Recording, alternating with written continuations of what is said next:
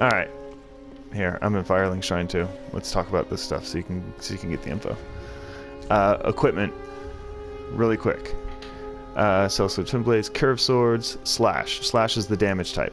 These are slashing type weapons. You'll see on other weapons it'll be like standard slash thrust. Those are like swords. Standard is going to be like a normal, like a sword swinging, and then the thrust are going to be the actual thrust attacks. Like you'll see your guy actually thrust. It should be like your heavy attack if you're using a sword. Spears, all the attacks are thrust. But yeah, that actually matters. They've taken all that into consideration.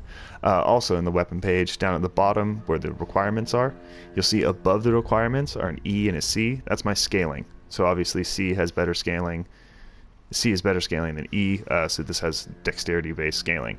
As I reinforce this weapon, that scaling usually goes up. So you talk to Andre. He was the one who reinforce shit. You need Titanite shards and a small amount of souls. 2, 4, and then 6 Titanite shards will get you a +3. So 12 total.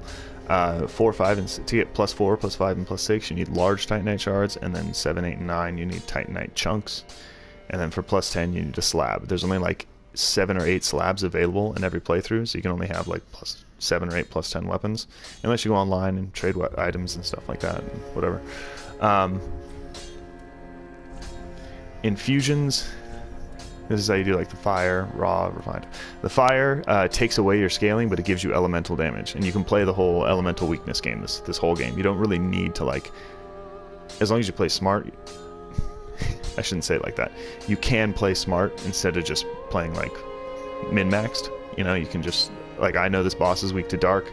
Let me go make a dark weapon really quick and beat his ass. You know, like it's you can do that.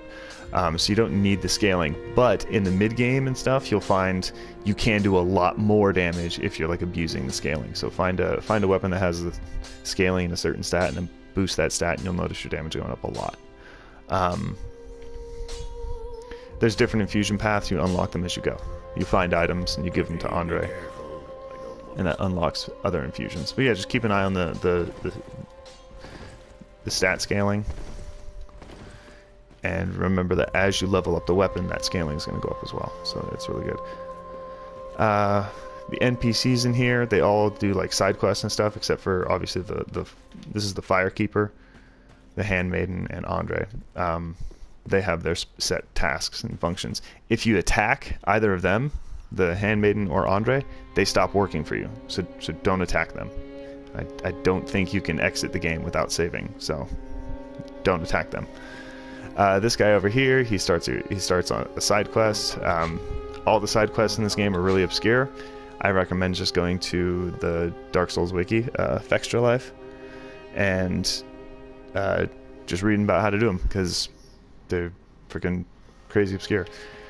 And let's see what else there is. Yeah, that's about it. Yeah, she levels you up. Handmaiden sells you stuff. That guy engraves your stuff. Oh, we were gonna armor. You're asking about armor. You get a bunch of armors in this game. They just give them to you. You find them in the ground. Enemies drop them. Like it happens. The biggest thing is going to be resistances. Certain armors, like 12 physical absorption. You get like +1 or 2 physical absorption every time you level, depending on what stat it is. Like if you level vitality, you get more defenses than other stats, but like you gain defenses as you level up. So as you increase your stats, no matter what stat, your defenses go up. It's just like, it's how you like scale in this game. So getting these bonuses like this, the slight difference between these isn't really a big deal.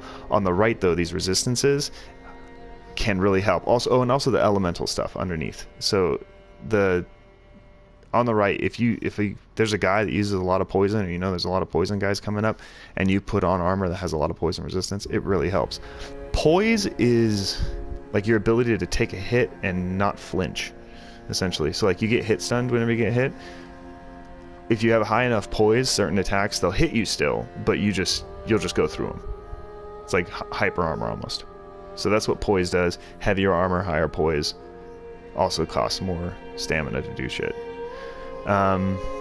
Resistances, you'll see certain armors have resistances, mainly shields. You'll find that certain shields like have like, oh, this thing has like 98 fire resist. Like, oh shit. Okay, whenever I fight a fire guy, I know to use this.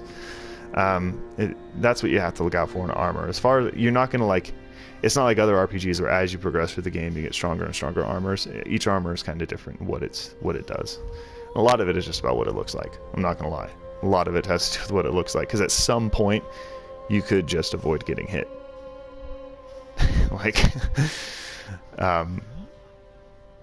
anyway, that's just the I didn't want to have to type all that shit out on Twitch, so yeah, watch this when you can if you feel like it.